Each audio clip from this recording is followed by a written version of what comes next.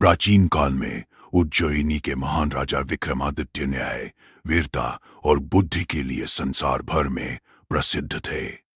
एक गहन रात्रि में जब चंद्रमा की किरणें महल की खिड़कियों से झांक रही थीं, विक्रम अकेले अपने कक्ष में बैठे थे। अचानक महल के प्राचीन पुस्तकालय से एक पुरानी किताब खुद ब खुद पन्ने पलटने लगी। उत्सुकतावश राजा वहां पहुंचे और किताब में एक रहस्यमय मंत्र पढ़ा। समय का द्वार खुलता है जब हृदय शुद्ध और मन निडर हो। मंत्र पढ़ते ही कमरे में नीले प्रकाश से घिरा एक चमकदार द्वार प्रकट हो गया, जिसके पार उड़ते महल, बोलते पेड़ और समय की बहती नदियां दिखाई देने लगी। विक्रमादित्य बिना संकोच द्वार पार कर गए। वहां उन्हें समय का रक्षक एक बूढ़ा ऋषि मिला, जिसने कहा, हे विक्रम, तुम पहले राजा हो जो इस छिपे द्वार तक पहुंचे हो। यहां 3 नदियां हैं, भूतकाल की, वर्तमान की और भविष्य की। किंतु एक दुष्ट राक्षस ने भविष्य की नदी को विषैला बना दिया है। यदि यह विष फैला तो संसार का भविष्य अंधकारमय हो जाएगा।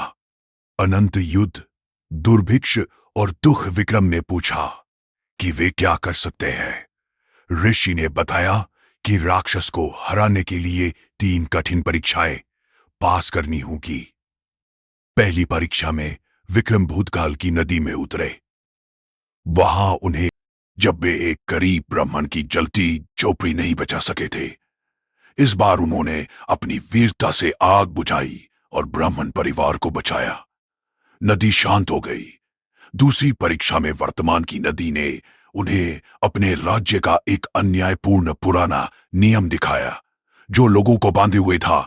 विक्रम ने तत्काल उस नियम को बदल दिया और सभी को समान अधिकार प्रदान किए। नदी चमक उठी। तीसरी और सबसे कठिन परीक्षा भविष्य की नदी में थी नदी जो विष से काली पड़ चुकी थी। वहां छिपा राक्षस हंसा और बोला, मेरे सामने तुम्हारी तलवार व्यर्थ है, क्योंकि मैं भविष्य हूं जो अभी हुआ ही नहीं। विक्रम ने बुद्धि का सहारा लिया। उन्होंने राक्षस से पूछा, यदि तुम भविष्य हो तो बताओ कल क्या होगा। राक्षस सोच में पड़ गया। इसी क्षण विक्रम ने हाथ नदी भविष्य हो तो बताओ कल क्या होगा। राक्षस सोच में पड़ गया। इसी क्षण विक्रम ने हाथ नदी में डाला और विष की एक बूंद चुरा ली। उनका हृदय इतना शुद्ध था कि विष उन्हें स्पर्श न कर सका। राक्षस पराजित होकर अदृश्य हो गया और तीनों नदियां पुनः स्वच्छ बहने लगी। ऋषि ने विक्रम को आशीर्वाद देते हुए कहा, तुमने समय को बचा लिया।